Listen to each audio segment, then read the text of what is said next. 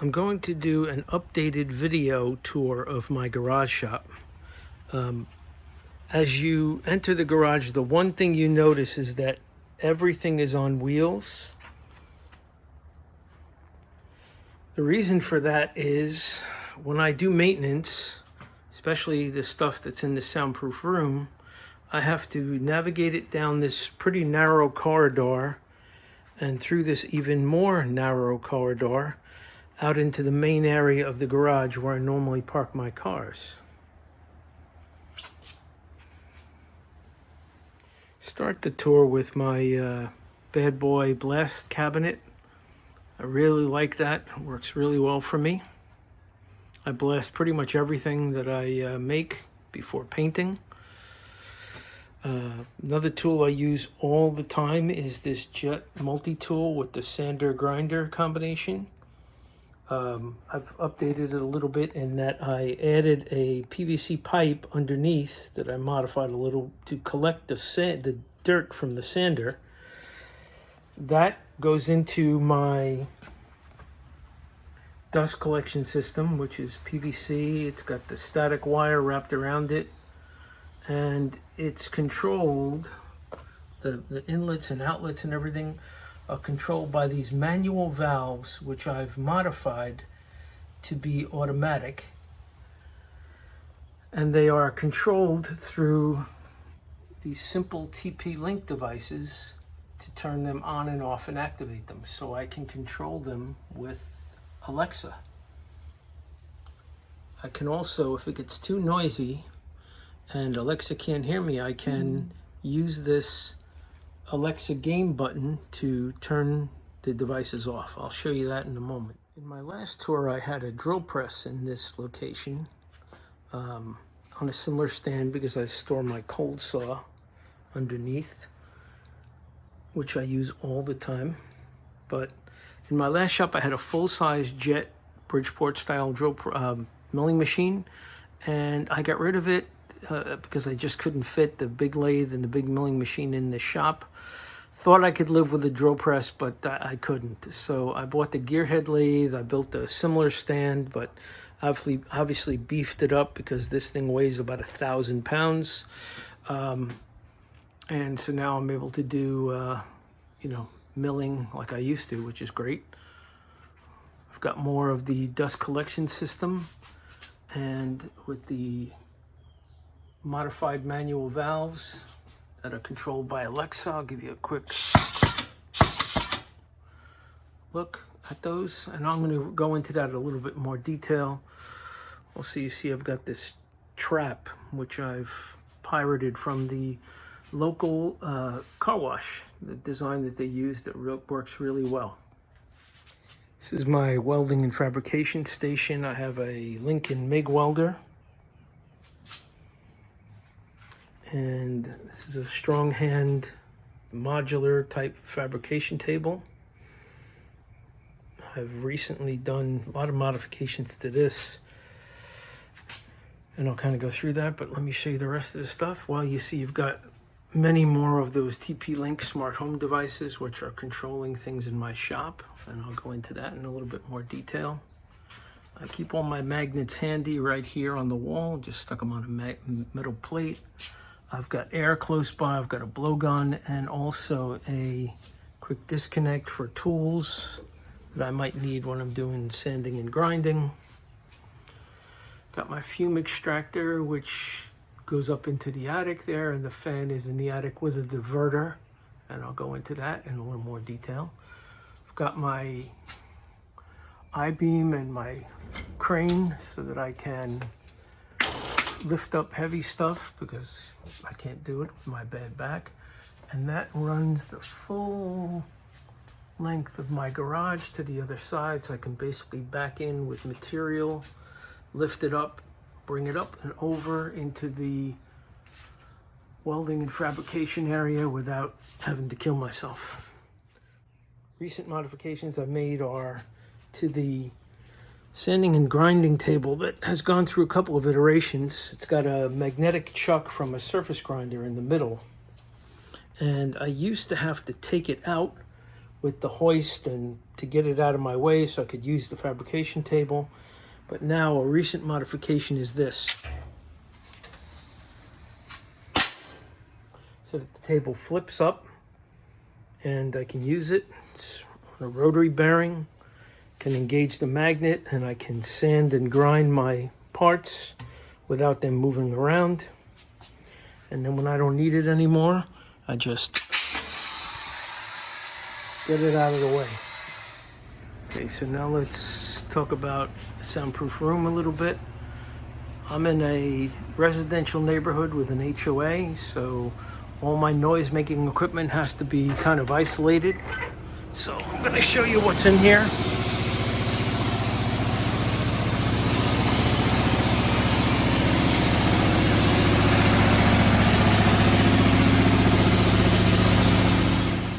You can hear the difference as soon as I open the door, but I turned it off so I can go through the equipment with you. That's a Laguna dust collection system, dust collector that ties into my dust collection system. You've got another one of those traps of the design which I got from the local car wash. Got some overhead storage.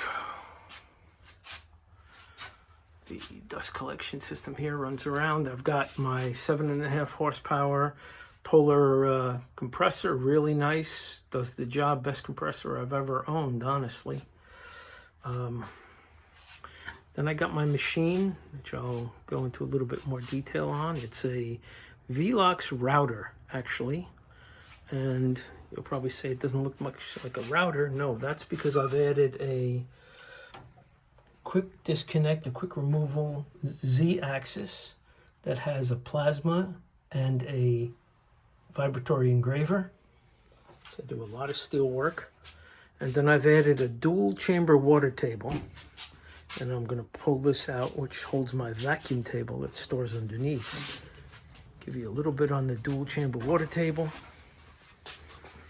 You see what that means is there's a tank underneath which contains the water, and then there's the top tank, and you can quickly raise and lower the level of the water without having a water or a drain close by.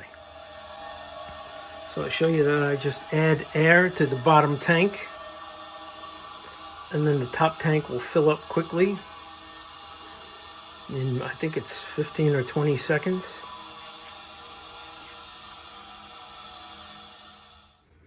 What's good about this is when you're engraving, if you bring the water level up right to the steel, it really quiets the engraver. And then with the Soundproof Room, you just don't hear anything. Otherwise, you can hear that engraver about a quarter mile away. Again, this machine is on wheels, but because it's so heavy, I've taken a motorized wheelchair that was headed to the salvage yard. I cut it up, fixed it, and attached it to my machine so that I can move the machine basically with one finger.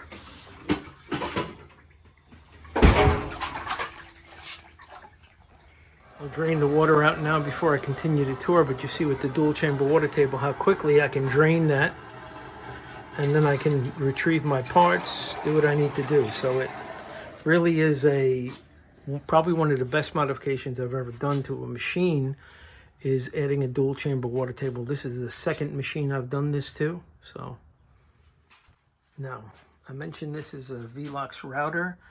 So the router has a vacuum table. There's the vacuum pump for the vacuum table.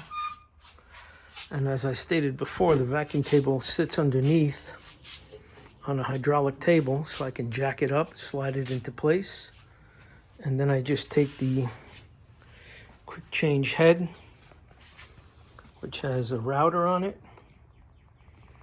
And you can see it's covered up, but I've got a JTEC 7-watt laser.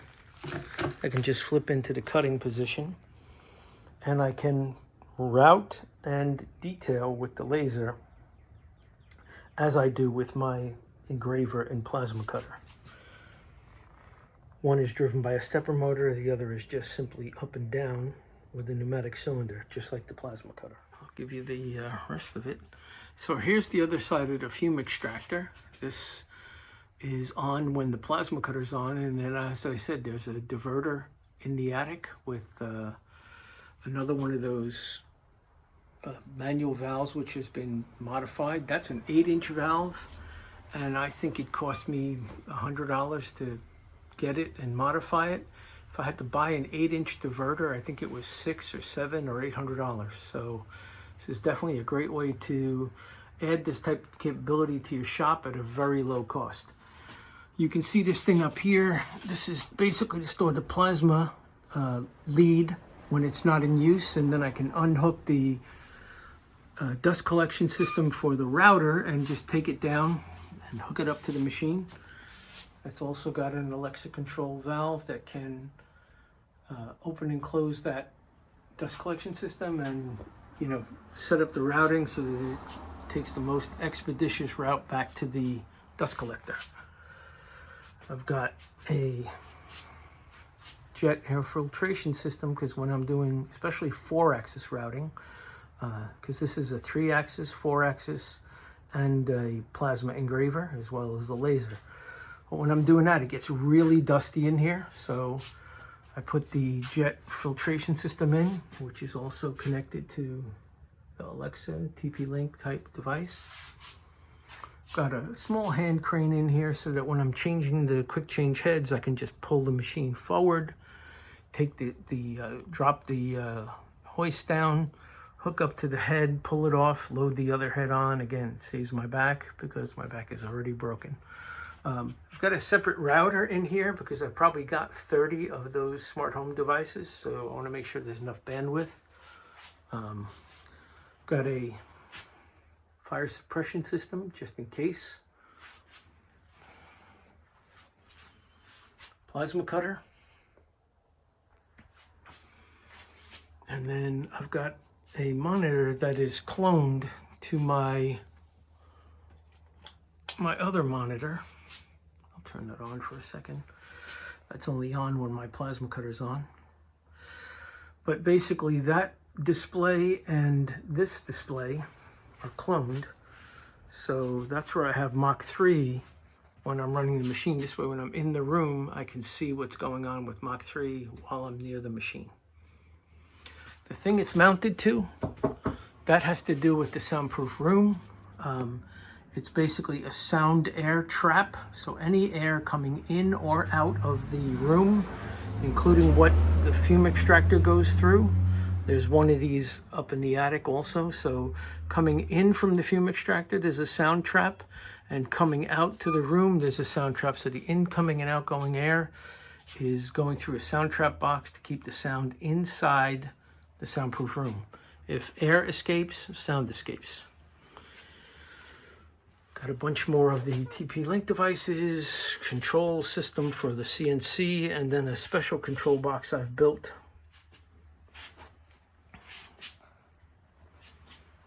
Back out of this, I've got a little vibratory tumbler, and that table doubles as a storage rack for material in here.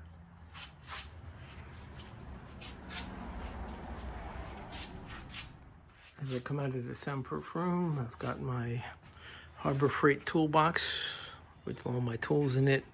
It also doubles as my workstation, workbench, CAD station.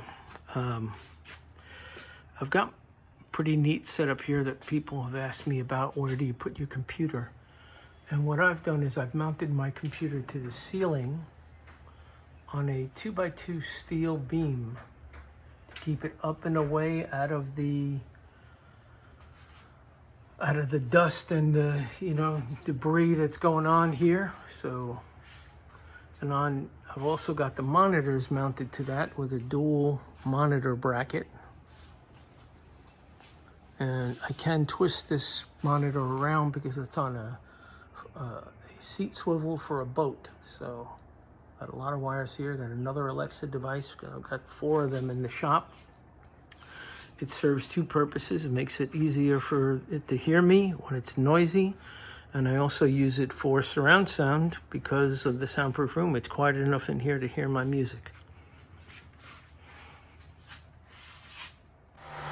turned my fan off when I was shooting the video, but it's Florida and it's always hot, most of the time anyway. I don't have much room for a big fan that oscillates. Mostly the 36-inch fans will oscillate, and I don't really have a place to put it. So I saw this online. Guy had two of these setups with a bearing. It's actually a bearing from a car, and he's got a piece from a wind turbine so that the electrical can spin.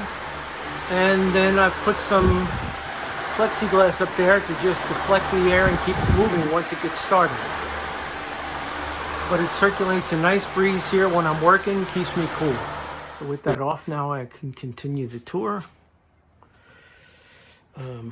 Got a small lathe. As I said, I had a larger lathe in my old shop, but this one works, and it's easier to fit in here. Done some modifications to it for my lathe tool storage.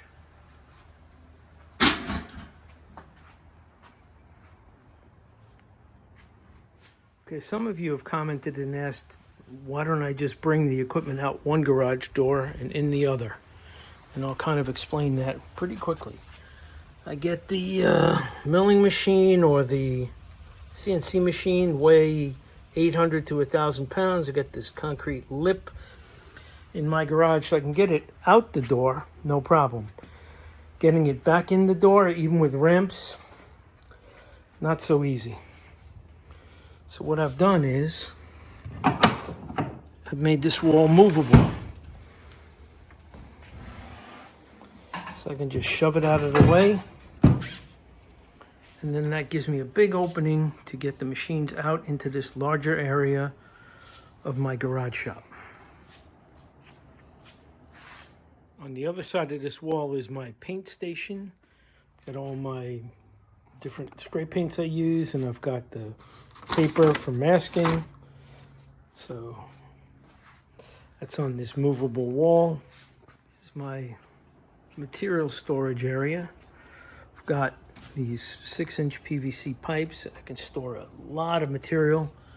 They go back into this opening here, but in about 12 inches of vertical space, I can store a lot of different materials, keep them segregated, organized, and easy to access. These go 10 feet back into the wall there, so I can store really long material. Get anything 20 feet long, get it cut in half, and I can store it here. Got another one of these dust traps, which work really well. I'll go into that soon. Got my bolt storage. Behind that, I've got sheet goods storage, which also goes back in. I can put 4x8 sheets in here of steel and wood, and I have both.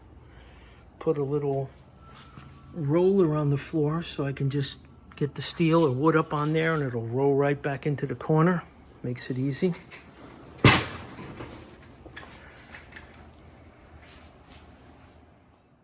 Okay, let's talk about this trap system here. So basically you can see there's a shop vac, because I've got a shop vac and a dust collector. Shop vac's used for metal, dust collector is used for wood. It's pulling the vacuum through here, right, down through this tube, but then it has to make its way back up into this tube to actually get the suction to the end of the vacuum hose. So what happens is all of the heavy stuff drops to the bottom so that it never makes it to the shop vac. I hardly ever change the filter on this, hardly ever empty it. These, on other hands, these things will just quickly unscrew, and then I can dump it in the garbage, screw it back in. And it's just made out of some simple PVC pipes. It's got a bunch of Alexa control valves. Let me do a quick, and there's again the TP-Link devices. Let me do a quick demonstration.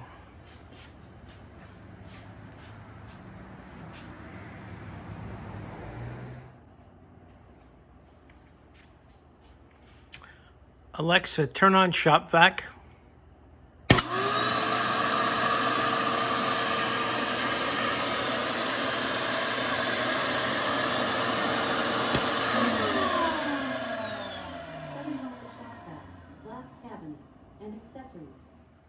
Here's another area which I showed you before, but part of that demonstration.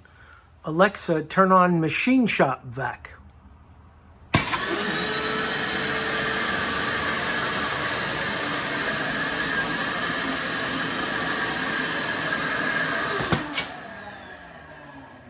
Shutting off the shop vac, glass cabinet, and accessories.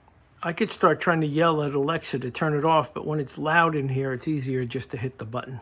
Okay, moving along, I've got my Harbor Freight 20-ton press, which I've done a modification a lot of you guys have done. I've added the 20-ton air over hydraulic bottle jack.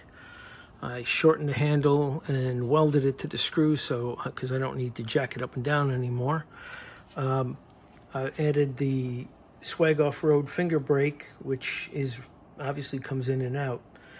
And for those of you who have this, you'll find it's kind of backbreaking to get that thing in and out. So what I did was I modified mine. Made these plates with some bearings, stainless steel cable, which attaches to the table. Travels around, same thing on this side, and then into this crank. Now what that allows you to do is crank up the table, pull the pins, and then you can lower the table without breaking your back. So that's a really good modification. Also, with the air over hydraulic, I've put a foot pedal on it. And of course, like everything else, it's on wheels. Got my generator because it's Florida, hurricanes. This is actually a full-size jet vertical horizontal bandsaw, but stealing from the car industry, I've kind of chopped and channeled it, lowered it. The reason I did that is I used to store it under my full-size lathe, fit perfectly under my Wilton lathe, out of the way. Don't have the lathe anymore, but it takes up less space now, so I left it the way it was. And probably my last tool is my Tube Shark frame bender. I use this thing all the time, really like it. I think it's designed to fold up to go in the back of like a race trailer. So if you got to do any frame modifications, things like that, but it's really a good, you can bend square tubing, round tubing, small, large, whatever, doesn't matter. Small washing machine to keep my dirty clothes out of the house. Got to have drinks. Sink to wash my hands. And I'll give you a quick kind of walk around to the rest of this area. So let me just back up a little bit. Okay, I'm going to show you this only because I'm going to talk about it later. This is a Garage Gator bike lift that I use to get the bikes up off the ground and out of the way. Got some of my woodworking tools. I've got a welding table, household items, and I get back to the other side of my hoist, which has another manual hoist. The one I showed you before is a 300-pound electrical. This is a 1-ton manual, so I can lift pretty much whatever I need. And again, that goes clear across the garage to the other side.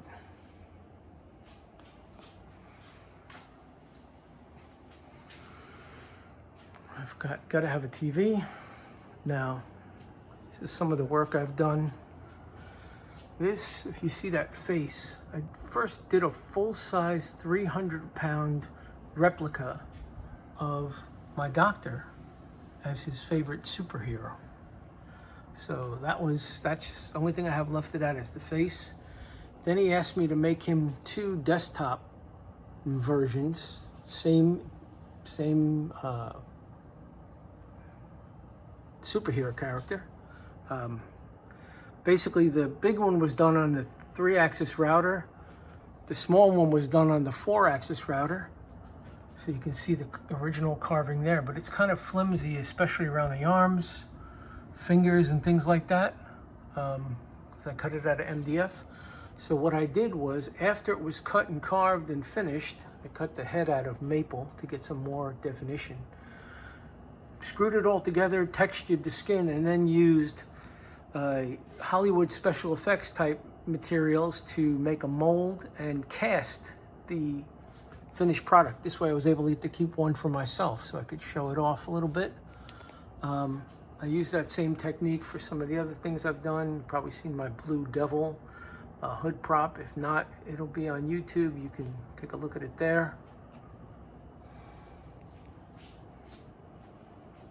And then some of the other stuff I've done, you can see the engraving, plasma cut work. It's meant to mimic hand engraving. I've done a lot of that over the time. And I've got regular storage for all my shop materials, paints, things like that. But the last thing I'm going to show is this. Keeps my shop kind of clean and organized. And I'm going to lower this and then step back and show you. So, this is basically that same Garage Gator bike lift that I showed you. And I've modified it because I built these shelves above my garage doors. I've got one on each side of the garage door opener here, and then one on each side of the garage door opener there. I built this kind of upside down table with the porch swing springs, so that basically what happens is now you can see this thing is kind of swinging around, and you get a heavy tote on there and you want to pull it off or pull it on. It's moving around. It's very difficult.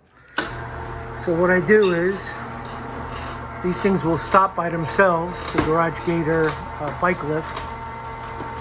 It goes up, hits the ceiling, the spring locks the feet right against the ceiling, and now you can load and unload those without any trouble. So it makes getting really heavy stuff down from there pretty easy. So that is the end of the tour of my garage shop. Thanks for watching.